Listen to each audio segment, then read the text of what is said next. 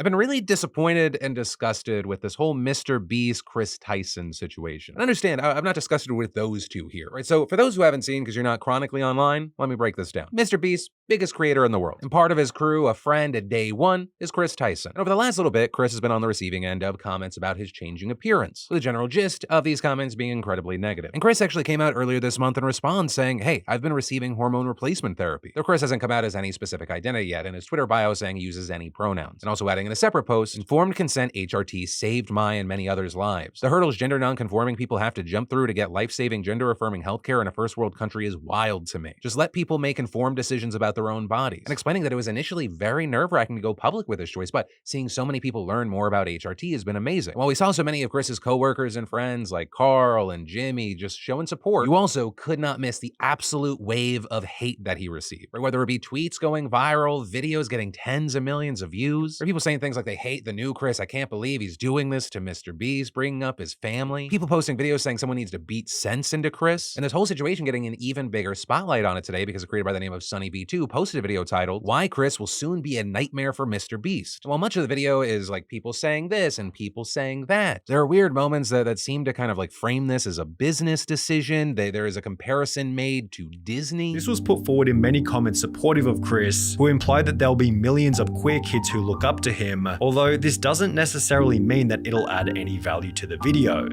Mr. Beast has likely cultivated a massive LGBT audience, all of whom are already watching anyway, and if we've learned anything from Hollywood in recent years, it's that adding over-the-top LGBT characters for the sake of relatability rarely works as intended, and is often nothing more than a distraction from the premise of the movie or video. But this is a real person that we're talking about. This is not a character in a movie. This is not a business decision. Though I do agree with the idea that this could be a damaging situation for Mr. Beast. It shouldn't be, but it is. Right? It feels like we're at this crossroads. We might be about to see an inflection of Mr. Beast hate, especially if those who've been filling their bank accounts thanks to the right-wing grift and anti-trans movement go, hey, is it safe to go after Mr. Beast now? Or he's got literally the biggest audience in the world. He's been non-political. We could probably siphon a ton of his viewers. Just statistically, there are going to be a lot of people that do not support Jimmy standing by his friend and supporting his friend. Especially because Mr. Beast isn't just letting his friend get beat up in public while he just sits there in silence. Responding this morning to that Sunny V2 video saying, yeah, this is getting absurd. Chris isn't my nightmare. He's my fucking friend and things are fine. All this transphobia is starting to piss me off. Which I will personally say, I love seeing him being outspoken, but also this puts blood in the water. But as far as how this is actually going to play out,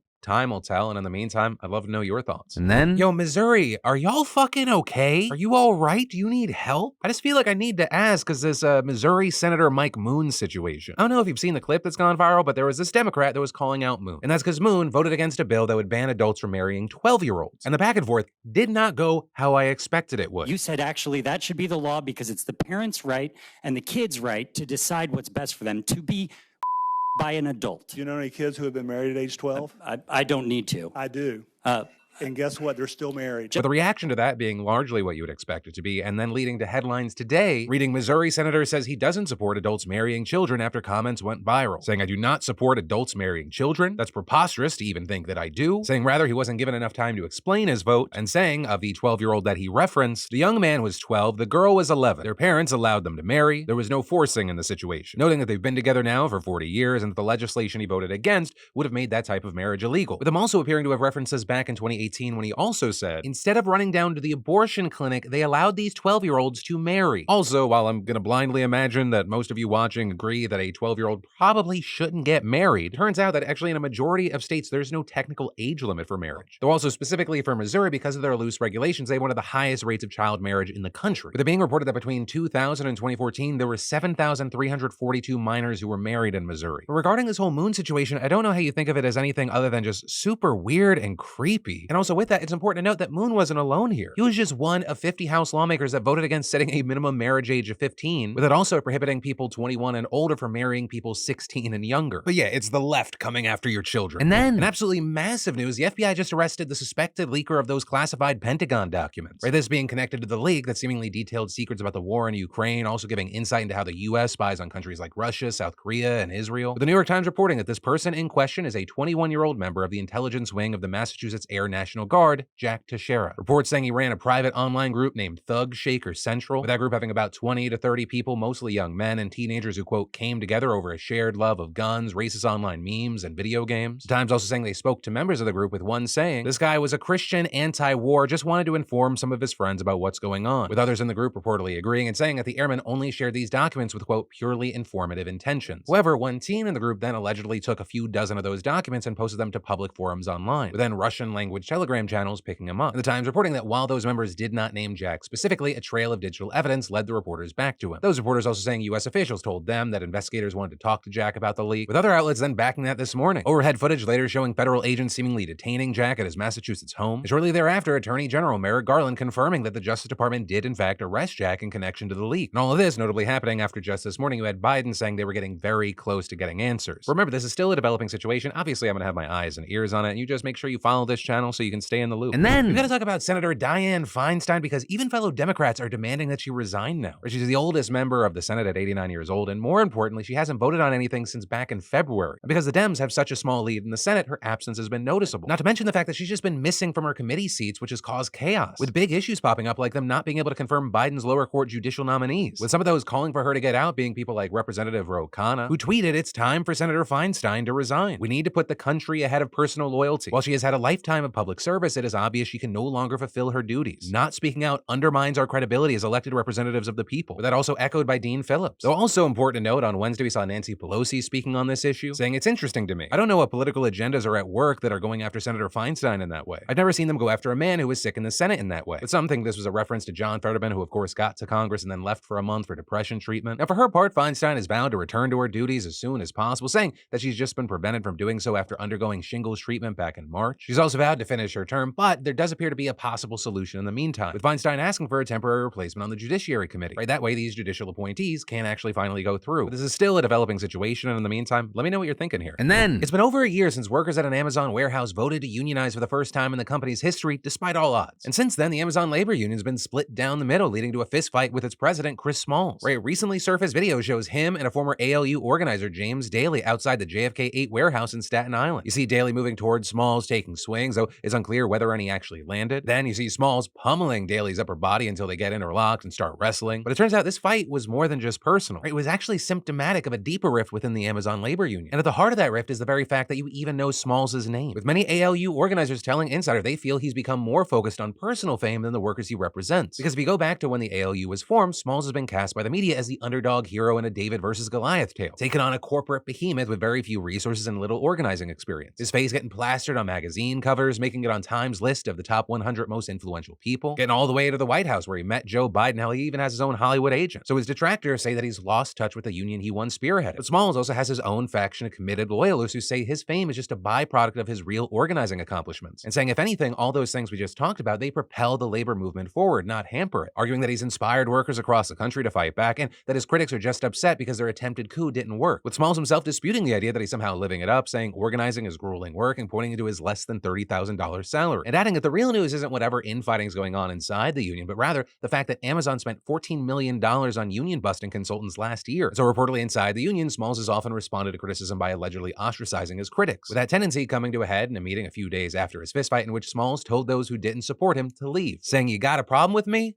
Deuces." Also, those words coming out of someone else's face, probably less funny. But apparently, some of those organizers took his words to heart and began organizing on their own without their president. Because while many respect Smalls' talent for whipping up support, they say it takes different skills to build up a union than it does to manage one, saying you need to do contract negotiations, fight legal battles, administer a whole organization, and they argue that Smalls just isn't cut out for it. And some even saying he's often absent or unorganized, and that the union emails go unanswered. Meanwhile, few gains have been made since last April. But even if there was enough support for this, they couldn't just kick him out, because in that same December meeting, they discovered that the ALU's constitutions had been amended so that elections could only be held once a contract is signed at JFK 8, meaning Smalls and his team could remain at the top for years, so many organizers walked out in protest. And understand, that is not the only issue around accountability organizers are struggling with many having complained about a lack of financial transparency as well as concerns with embezzlement and misuse of funds, which is especially important to the question surrounding Smalls' leadership because he claims the reason he's often traveling and hard to reach is to fundraise, saying he's just trying to keep the union's head above water. But last week, we got financial disclosures from the ALU that gave some insight into where its money comes comes from, revealing that of the $850,000 raised last year, more than half came from just 3 donors: the American Federation of Teachers, the International Commission for Labor Rights, and Hassan Piker, which is a fucking hilarious one, because a nice chunk of his money comes from Twitch, which is owned by Amazon, which of course, not a fan of the fucking union. But also notably, a lot of the money comes from small donors, with over $440,000 coming in through the union's GoFundMe between February and July of last year. But also, to be fair to smalls, you do have examples of people like one labor expert saying it is common for young labor organizations to struggle to adhere to strict federal financial reporting requirements, arguing that when you have something that is initially raw and grassroots, it can take some time to catch up. But whatever the case may be, and whatever happens, I'm going to keep my eyes on it. In the meantime, you let me know your thoughts. And then, with basketball, hockey, and concerts all in full swing, not to mention the baseball season now here,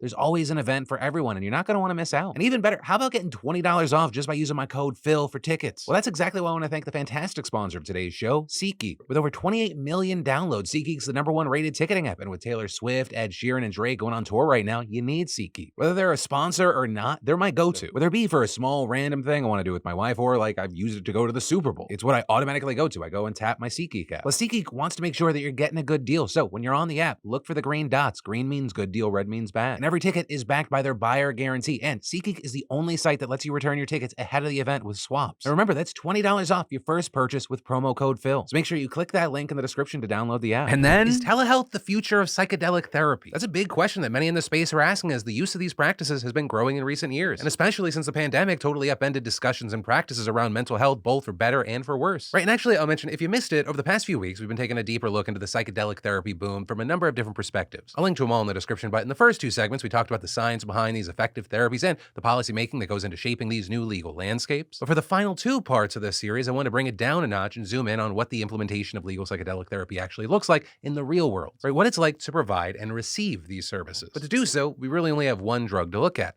ketamine. Or while more and more states and cities are legalizing other alternatives, those policies are still being hammered out, and the services are not yet widely available. Ketamine, though, by contrast, has become more and more available. And to give you some context here, ketamine was first approved by the Food and Drug Administration back in 1970 as an anesthetic for humans and animals. But it also had a broad scope of off-label uses, which means a licensed practitioner can legally prescribe the drug for other purposes not specifically approved by the FDA. And so as a result, the range of possible uses for ketamine has been expanding, particularly as a treatment for numerous mental health conditions like depression, anxiety, PTSD, OCD, bipolar, and more. So that whole field's been growing and growing, but it really took off in 2019 when the FDA for the first time approved a nasal spray version of the drug for treatment-resistant depression and acute suicidal ideation. After that, we saw tons of clinics popping up to provide these services. But then ketamine therapy exploded even more during the pandemic, specifically in 2020, because that's when the DEA temporarily waived a rule that required healthcare providers to see their patients in person before they could prescribe certain controlled substances like ketamine. Because with that, we saw a massive wave of telehealth startups offering this life-changing psychedelic therapy from the comfort of your own home, typically in the form of dissolving tablets. One of the biggest startups in the space is MindBloom, which provides remote ketamine therapy. So to try to get a better idea of what psychedelic therapy services actually look like in practice, we talked to MindBloom's founder, Dylan Bynum. Especially because as a major industry leader, MindBloom's really illustrated how the telehealth waiver has been a total game changer in pushing the psychedelic therapy movement forward. MindBloom's available in 36 states, reaching about 85% of Americans.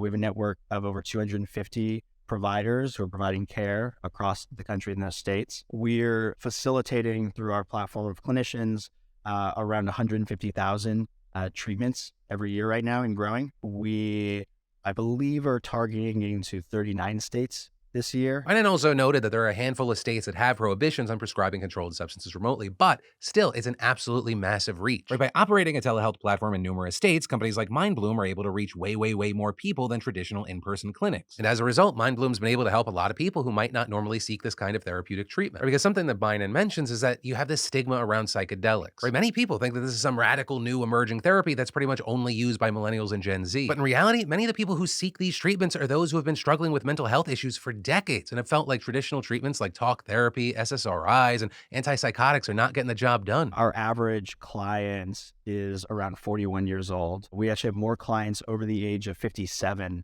than in their 20s. But it also goes beyond that and helps people who may not have been seeking any kind of care otherwise. Another interesting thing is in behavioral health, oftentimes women seek treatments a lot more frequently than men. In fact, for some services like usually talk therapy, it's like 4x more likely that a woman with a mental health issue will sort of seek that treatment than a man. And our platform is actually closer to like 45% female, male.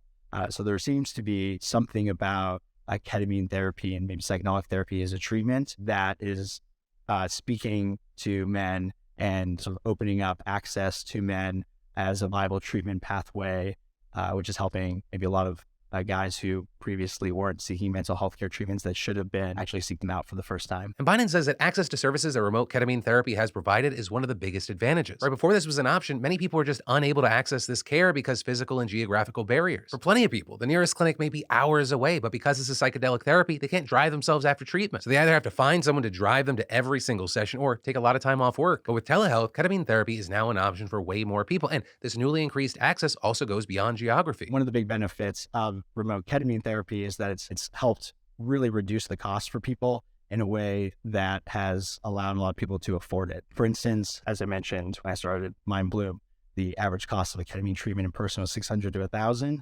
MindBloom's like $120 to $200 per session. It's like 75% or more affordable. Beyond that, a peer-reviewed clinical study done by MindBloom in partnership with numerous top physicians and researchers in 2022 found that remote ketamine therapy may actually be more effective than in-person treatments. That study indicated that MindBloom's at-home ketamine therapy program is driving clinically significant responses of like a 50% or better reduction in anxiety or depression symptoms for 63% of patients versus 54% than all the in-person studies seem to indicate with the meta-analysis. So about 20% more people are getting a massive benefit, and like 89% of clients are getting some benefit overall. With Biden saying that there are a number of reasons for this, like the fact that what people do both before and after treatment has a big impact on the outcome of their experiences. So for many people, feeling safe in the comfort of their own home before and during the treatment and being able to decompress there afterwards is way better than going to a doctor's office. But he also claimed that another reason for at-home treatments being more effective is that many of these telehealth apps actually have way more comprehensive mental health care integrated into their products than clinics provide. For example, MindBloom is very guided and hands-on all the way through the entire experience of these sessions. Because remember, we are talking about psychedelic therapy, and there are very medical and clinical elements to the process here. Patients have to go through intake first to make sure they're a medical match for the treatment, and they do a full psychiatric evaluation with a licensed psychiatric professional. And if they get approved, they buy a package of 6 sessions and are prescribed the medication, with them then continuing to work with their clinician through the session to make sure the dose is right. There are also a number of safety precautions to mitigate the risk of an accident, which is heightened after someone does ketamine because, it's a psychedelic, with each patient having a peer treatment monitor that's trained to sit with them, observe them, and make sure that they don't engage in risky behavior like driving. And the patients are also given access to 24/7 clinician support call lines. But that's just the practical part of this process. It also goes way beyond that. So MindBloom's platform provides this comprehensive program that's not just the medication, but also combines specialized content, coaches who we call guides, who are specifically trained in how to help people get the most out of ketamine therapy experiences. So preparing for it, going through the experience, which has its own learning curve and skill set, and then integrating the experience afterwards, group integration circles where patients meet with other patients facilitated by a guide to share their experiences, process them, and get advice and like group therapy, all delivered through a mobile app that's sort of like Calm or Headspace, but for psychedelic and ketamine therapy. And then the sessions themselves are done with an eye shade on, headphones, and then using one of the different guided sessions that we have on the MindBloom app. And before every session, people are going to write intentions for every session. And then after, they're going to journal on the session, either in their journal or in the app. So clearly, the DEA waiver for controlled substances like ketamine to be prescribed remotely has had a huge impact on forward progress to increase access to psychedelic therapies and, as a result, help normalize those. Now, with all that said, there have been concerns about the future of the industry here because with the end of the COVID public health emergency, some have speculated that the government would let the telehealth waiver expire. But just at the end of February, the DEA announced proposed rules for permanent telehealth flexibilities. And Biden, who has been involved in lobbying Congress and the federal government to do exactly that, says he's confident that telemedicine is here to stay. And what's more, he also said that telehealth companies like his own will expand into other kind of psychedelic therapies once those drugs are approved by the federal government. With Biden, like other experts that we've talked to in this series, saying that federal approval is more of a question of when than if. With him specifically noting that MDMA therapy clinical trials are in very late phases and the organizations running those trials are in discussions with the FDA about approval, potentially as early as next year. And so once that happens, there are going to be thousands, tens of thousands maybe of medical providers who will begin offering this to people who are medically appropriate and could benefit from it, which can be a lot of people. And MindBloom assuredly will be one of them. It's also not just MDMA. Biden has his eyes on psilocybin. That is in phase 2 clinical trials of 3 phases of clinical trials, and might be a couple years behind MDMA therapy. But both of those drugs were designated breakthrough therapies by the FDA a few years ago. The Biden administration recently published a letter saying that these medicines are so important for our veterans and beating the mental health crisis. And they're also working on how to fast track making sure that these medicines get to as many people who could benefit as possible. So for now, we're going to have to wait and see. But in the meantime, keep an eye out for the fourth and final part of the series, because we're actually going to talk to one of Mindbloom's clients. Because while all these interviews have been very cool and very informative, the one thing that's very special, and I think adds a really important element to this, is the human element. But in the meantime, let me know any and all of your thoughts on this topic, or maybe even your experiences on this topic. Sexy Phil, he's not sexy. Sexy Phil, he's SXE.